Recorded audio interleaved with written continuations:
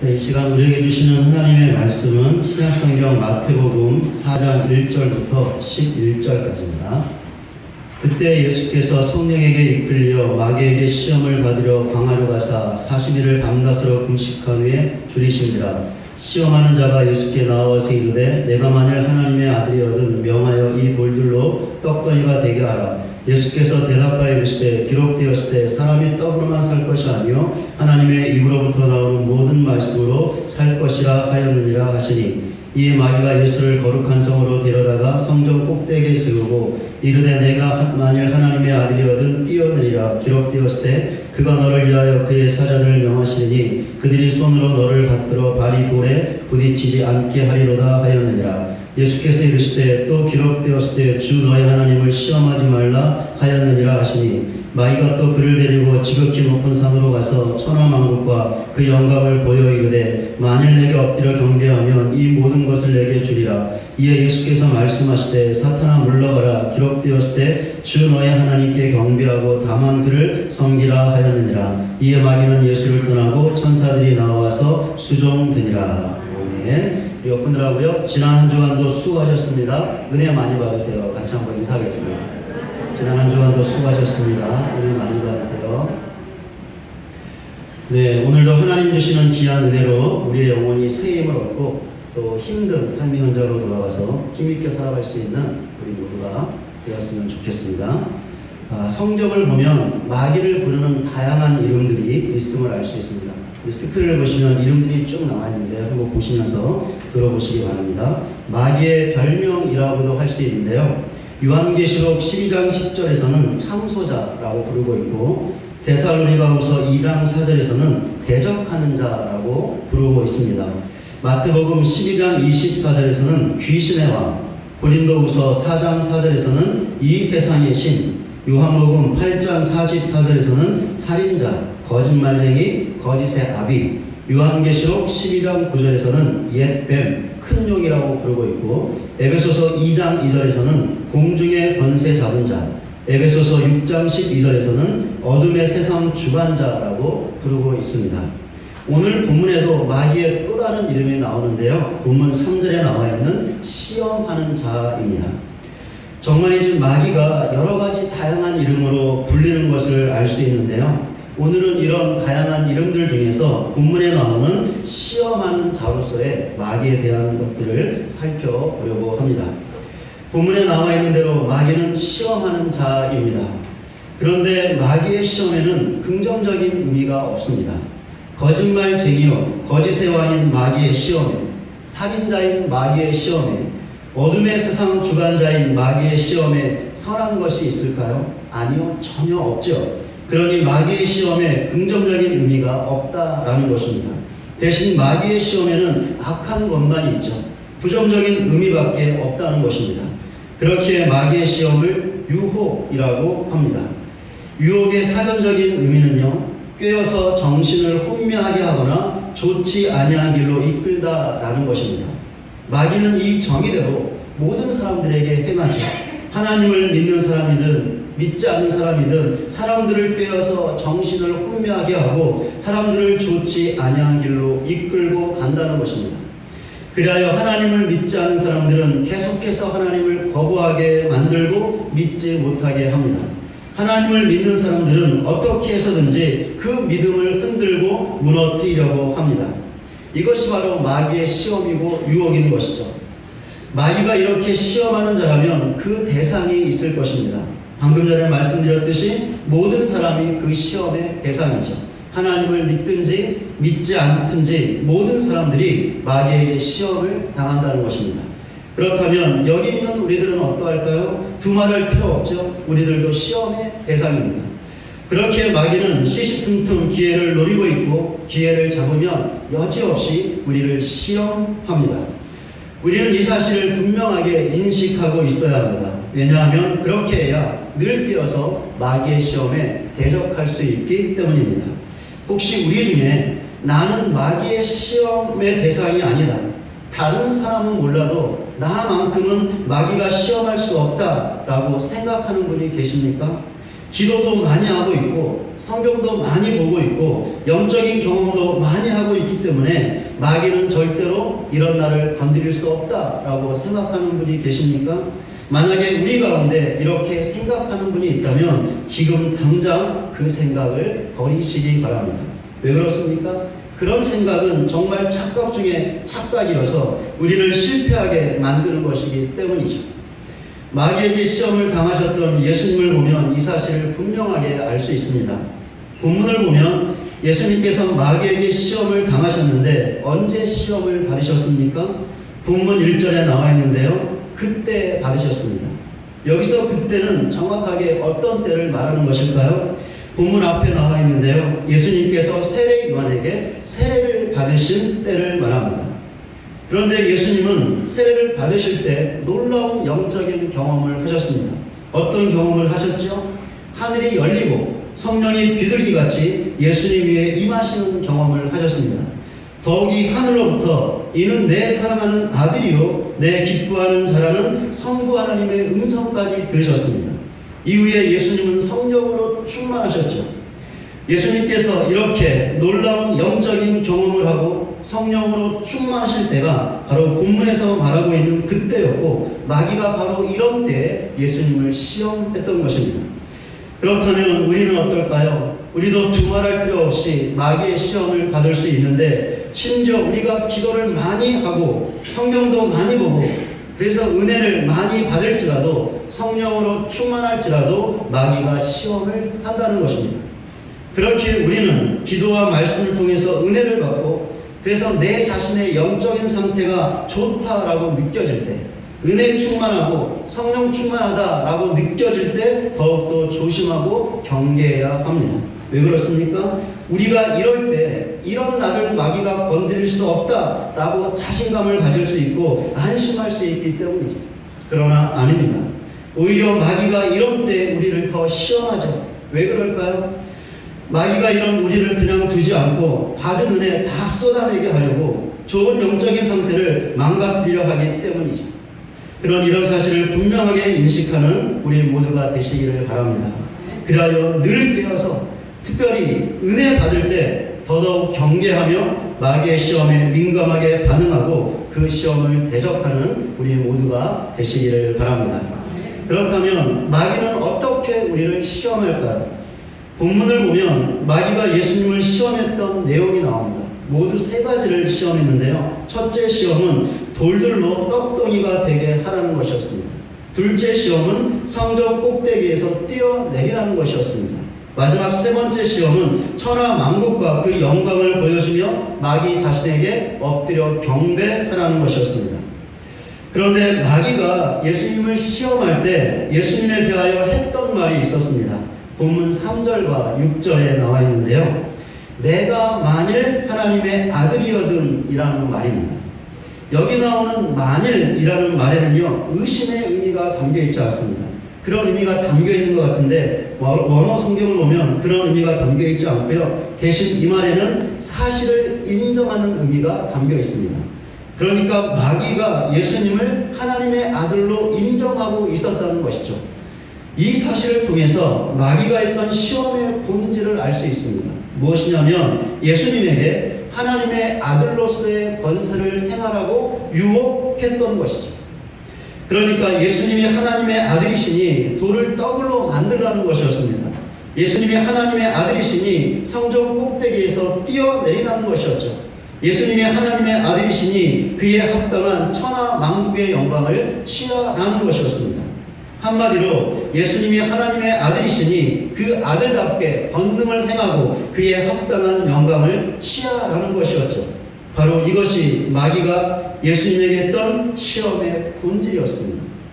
그런데 예수님은 마귀의 시험대로 하실 수 있으셨습니다.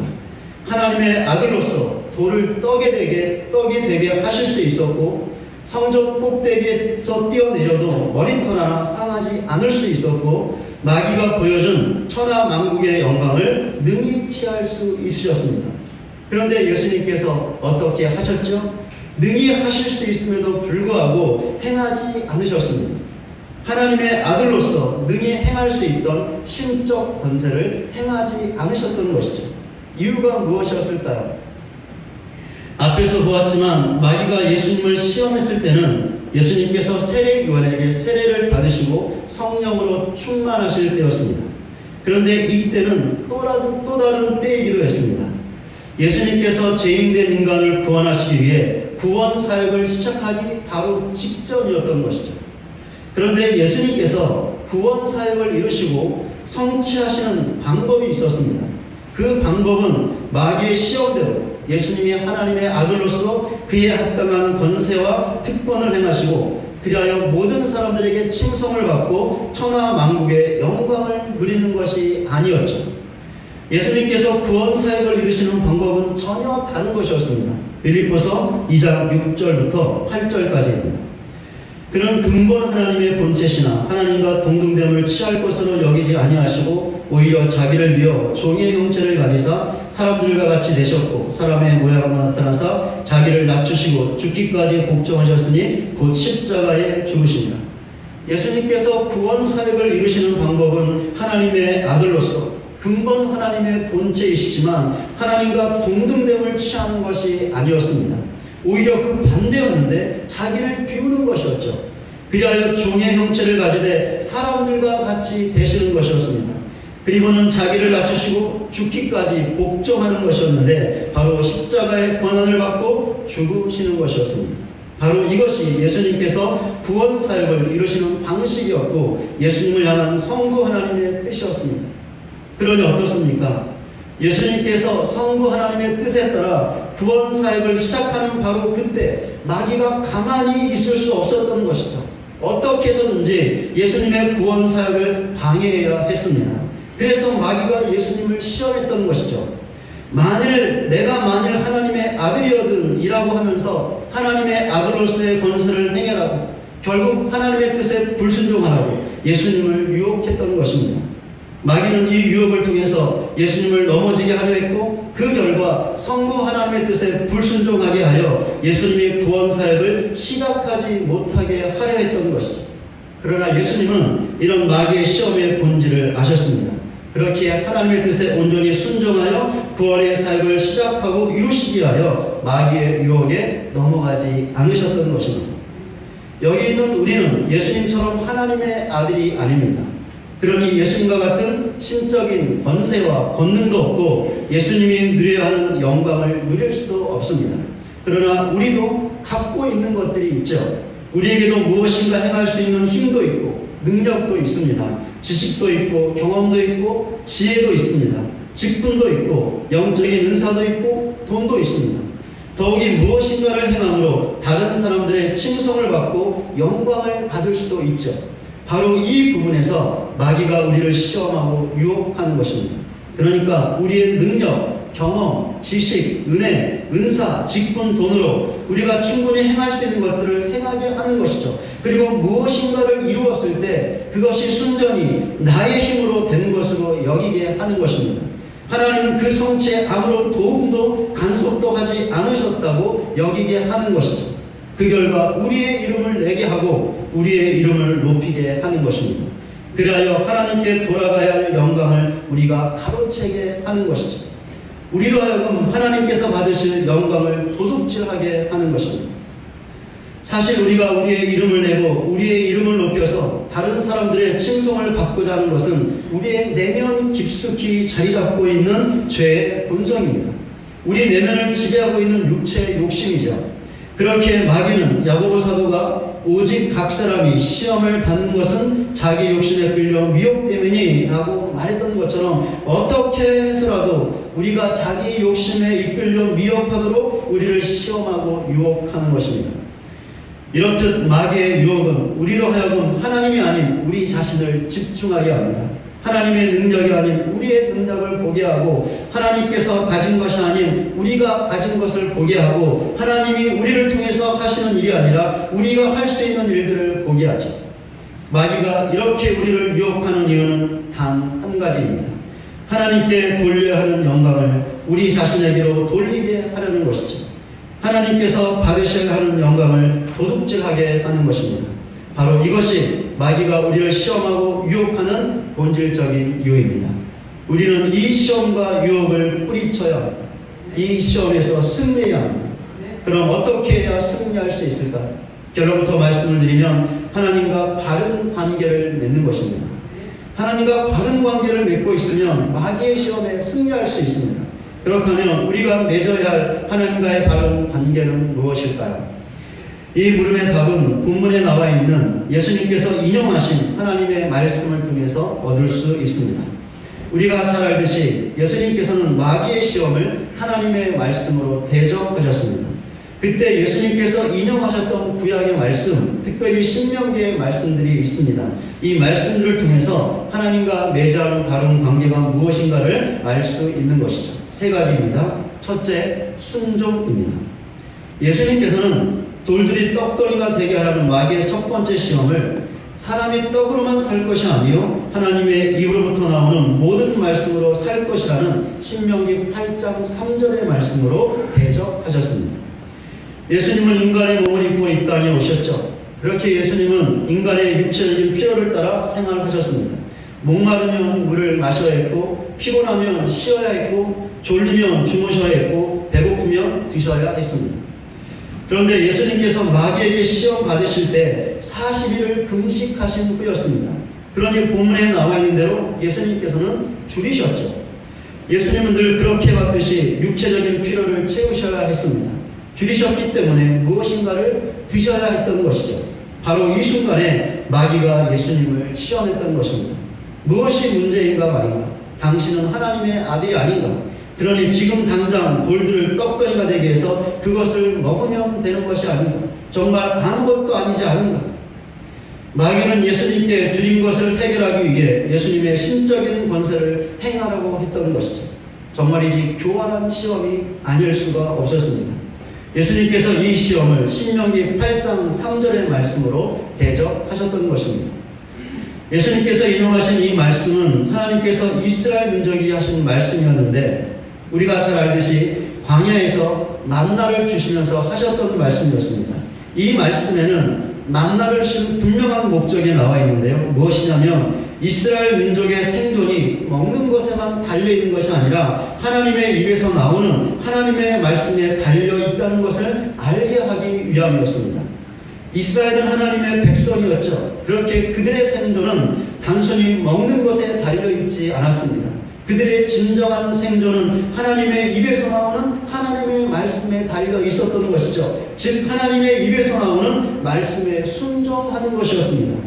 이스라엘 민족의 생존이 바로 이 순종에 달려 있었던 것이죠. 그런데 이스라엘 민족은 이 순종에 실패했습니다. 이들은 광야 생활 내내 하나님께 불평하고 원망하면서 하나님의 말씀에 순종하지 못했습니다. 그리하여 출애굽 1세대들은 하나님이 약속하신 가나안 땅에 들어가 보지도 못하고 모두 광야에서 죽고 말았습니다. 그런데 예수님은 어떠하셨죠?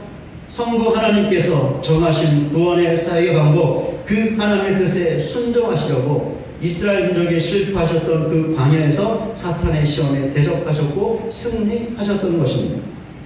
우리가 하나님과 맺어야 하는 바른 관계가 무엇일까요? 바로 순종이죠. 하나님은 우리에게 말씀하는 분이시고 우리를 향한 뜻을 갖고 있는 분이십니다. 그러니 우리는 하나님의 백성으로서 자녀로서 그 말씀과 뜻에 순종해야 합니다. 이렇게 하나님과 순종의 바른 관계를 맺고 있을 때 하나님의 말씀과 뜻을 어기라고 우리를 유혹하는 마귀가 어떠한 시험을 하든지 그 모든 시험을 이겨낼 수 있는 것입니다. 하나님과 맺어야 하는 바른 관계 두 번째입니다. 하나님에 대한 확고한 믿음입니다. 예수님께서는 내가 만일 하나님의 아들이라는 뛰어내리라 기록되었을 때 그가 너를 위하여 그의 사자들을 명하시리니 그들이 손으로 너를 받들어 발이 돌에 부딪히지 않게 할 것이다 라는 시험에 기록되었을 때 주 너의 하나님을 시험하지 말라 라는 신명기 6장 16절의 말씀으로 대적하셨습니다. 이번에도 마귀는 정말 교묘하게 예수님을 시험하고 있습니다. 하나님의 말씀까지 인용하고 있기 때문이죠. 여기서 마귀가 인용하고 있는 하나님의 말씀은 시편 91편 11절과 12절이었습니다. 하나님의 말씀까지 인용해 가면서 어떻게 해서든지 예수님을 시험하려고 했던 마귀의 강력한 의지를 엿볼 수 있습니다. 그러나 예수님은 이번에도 신명기 6장 16절의 말씀으로 대적하여 마귀의 시험에 넘어가지 않으셨습니다. 그렇다면 하나님을 시험한다는 것은 무슨 의미일까요? 하나님을 의심한다는 것입니다. 무엇을 의심하는 것일까요? 하나님의 말씀, 하나님의 성품, 하나님의 능력을 의심하는 것입니다. 이렇게 되면 하나님의 말씀, 성품, 능력의 진위 여부를 자신의 눈으로, 자신의 경험으로 확인하려고 합니다. 그러면 하나님을 시험하게 되는 것이죠. 그러나 여기 있는 우리를 포함한 모든 인간은 하나님을 시험할 수 없습니다. 하나님은 인간의 시험을 받아 그분의 말씀과 성품과 능력의 진위 여부를 판단받아야 하는 분이 절대로 아니시죠. 왜 그렇습니까? 하나님은 진짜이시기 때문입니다. 하나님의 말씀, 성품, 능력 모두가 참된 것이죠. 그렇게 우리가 하나님과 맺어야 하는 관계는 하나님을 의심하고 시험하는 것이 아니라 하나님을 확고하게 믿는 것입니다. 이런 점에서 우리에게 좋은 본보기가 되는 성경의 인물이 있는데 아브라함이죠. 하나님은 아브라함에게 그가 단 한 번도 가보지 못했던, 보지도 못했던 땅으로 가라고 명령하셨습니다. 또한 100세가 되도록 자식이 없었던 그에게 자녀와 후손의 번성을 약속하셨습니다. 더욱이 가나안 땅에서 방황하며 살 때 그에게 그 땅을 그의 자손과 후손들에게 주실 것이라고 약속하셨죠. 심지어 아브라함이 모든 민족으로 하여금 복을 받게 하는 복의 근원이 될 것이라는 약속도 하셨습니다. 아브라함의 입장에서 하나님의 이런 약속들은 도저히 성취 불가능한 것들이었기 때문에 믿기 어려운 것들이었죠. 그래서 아브라함이 어떻게 했습니까? 하나님의 말씀과 약속을 의심했나요? 그래서 하나님을 시험했습니까? 아니죠. 아브라함은 정말 말도 안 되는 불가능해 보이는 약속이었지만 그 말씀을 하신 하나님을 믿었습니다. 정말로 믿었죠. 그렇게 하나님께서 아브라함의 믿음을 보시고 그를 의롭다라고 칭해 주셨던 것입니다. 우리가 하나님과 맺어야 하는 바른 관계가 바로 이것이죠. 하나님을 믿는 것인데 진짜로 믿는 것입니다. 이 관계가 있을 때 하나님을 시험하라는 마귀의 유혹을 받을 때 그 시험을 대적하고 이겨낼 수 있는 것입니다. 하나님과 맺어야 하는 바른 관계 세 번째입니다. 오직 하나님만을 경배하는 것입니다. 예수님께서는 지극히 높은 산으로 가서 천하 만국과 그 영광을 보여 이르되 만일 내게 엎드려 경배하면 이 모든 것을 내게 줄 것이다 라는 마귀의 시험을 사탄아 물러가라 기록되었을 때 주 너의 하나님께 경배하고 다만 그를 섬기라 신명기 6장 13절의 말씀으로 대적하셨습니다. 우리의 경배를 받으실 분은 오직 하나님 한 분밖에 안 계십니다. 우리가 하나님 말고 경배할 대상은 이 세상에 존재하지 않습니다. 오직 하나님만이 우리의 예배의 대상이고 찬양의 대상이고 경배의 대상입니다. 바로 이것이 하나님과 맺어야 하는 바른 관계입니다. 그렇게 우리는 그 어떤 우상이 우리의 마음에 자리 잡지 않도록 조심해야 합니다. 그러니 만약에 우리 마음에 존재하는 우상들이 있다면 그것이 무엇이든지 간에 반드시 허물어야 합니다. 그리고는 오직 하나님만을 경배해야 합니다. 이렇게 할 때 우리는 하나님이 아닌 세상의 다른 그 무엇을 경배하도록 우리를 유혹하는 마귀의 시험을 대적하고 이겨낼 수 있는 것입니다. 말씀을 맺겠습니다. 웨스트민스터 소요리 문답 제1번의 물음은 사람이 제일 되는 목적이 무엇인가? 라는 것입니다. 그리고 이 물음에 대하여 사람의 제일 되는 목적은 하나님을 영화롭게 하는 것과 영원토록 그를 즐거워하는 것이다 라고 답하고 있습니다. 저는 우리 교회와 저를 포함한 우리 교회 모든 성도들이 소요리 문답의 물음과 답처럼 오직 하나님께만 영광을 돌리는 교회와 성도들이 되는 비전을 갖고 있습니다. 이것을 위해 기도할 때마다 또 새벽마다 기도하고 있습니다. 이렇게 하기 위해서는 우리로 하여금 하나님께 돌려져야 할 영광을 도둑질하게 하는 마귀의 시험을 대적하고 그 시험에서 승리해야 합니다. 그런데 우리는 승리할 수 있습니다. 어떻게 할 수 있죠? 하나님의 말씀에 순종하는, 하나님을 확고하게 믿는, 오직 하나님만을 경배하는 하나님과의 바른 관계를 통해서 확실하게 승리할 수 있습니다. 그러니 이런 사실을 알고 더욱더 하나님의 말씀에 순종하고 하나님을 확고하게 믿고 하나님만을 경배하는 우리 모두가 되시기를 바랍니다.